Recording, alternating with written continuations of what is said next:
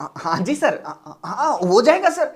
हाँ ये तो हो ही गया सर। हाँ, जगदीप धनखड़ साहब की मिमिक्री करना ये तो पूरे जाट समाज का अपमान है ही। सर मैं तो इससे आगे की बोल रहा था। देखिए, जाट समाज आता है ओबीसी में, तो ये तो पूरे ओबीसी समाज का अपमान हुआ ना सर। हाँ हाँ, थैंक यू सर।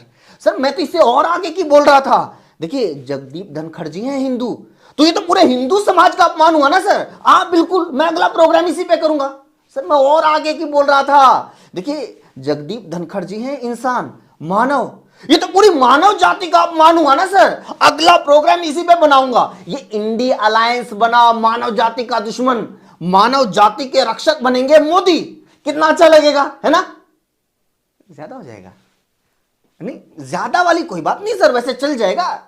लोग इतना कहां सोचते हैं सर। अभी 2 दिन पहले वो राम जन्मभूमि ट्रस्ट के महासचिव हैं कोई, चंपत राय जी, उन्होंने मोदी जी को भगवान विष्णु का अवतार बता दिया। किसी ने कुछ बोला? हाँ चलेगा सर, चलेगा। Thank you sir. Thank you. देखा भाई साहब, ये इंडिया अलायंस वाले कैसे देश के उपराष्ट्रपति का अपमान कर रहे थे, कैसे संसद में उनकी मिमिक्री करके उनकी नकल उतार के मजाक उड़ा रहे थे।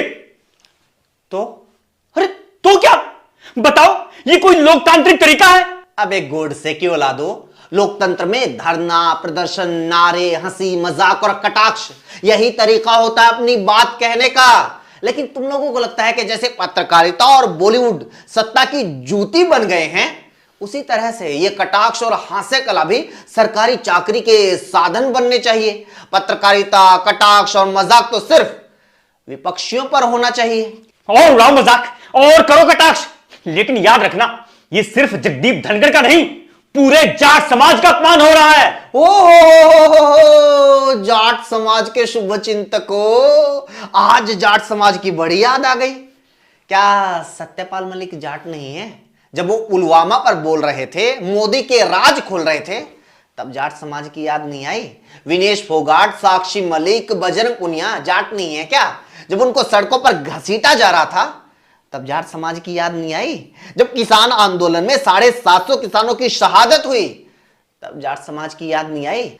जब किसानों को आंदोलन जीवी, खालिस्तानी और आतंकवादी बोला जा रहा था, तब जाट समाज की याद नहीं आई? जब हरियाणा में बीजेपी के सांसद राजकुमार सैनी जाटों को गालियां दे रहे थे, जब हरियाणा में जाटों के बहिष्कार की कस्में खाई जा रही थी, जब हरियाणा में 35 बनाम 1 का जाट विरोधी नारा चलाया गया, तब जाट समाज की याद नहीं आई?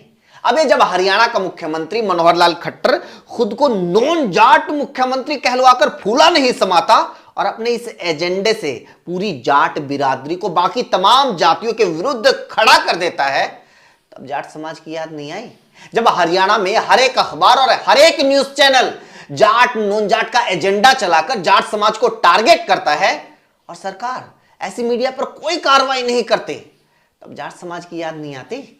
जब बीजेपी का प्रवक्ता सुधांशु त्रिवेदी बेशर्मी के साथ टेलीविजन के ऊपर बैठकर कहता है कि चौधरी लोगों की चौधराहट खत्म कर दी, जब बीजेपी का पूर्व मुख्यमंत्री विप्लव देव कहता है कि जाटों में कम बुद्धि होती है, तब जाट समाज की याद नहीं आई? लेकिन जब संवैधानिक पद पर बैठे एक आदमी ने संविधान को ही तार तार करके विपक्ष के सांसदों को आंख बंद कर सस्पेंड किया, बिना चर्चा के बिल पास करवाए, तो तुम लोगों को जाट समाज की याद आ गई? मतलब तुम लोगों के लिए देश में अब वो ही हिंदू है जो मोदी मोदी करे, वही जाट है जो मोदी की जी हजूरी करे।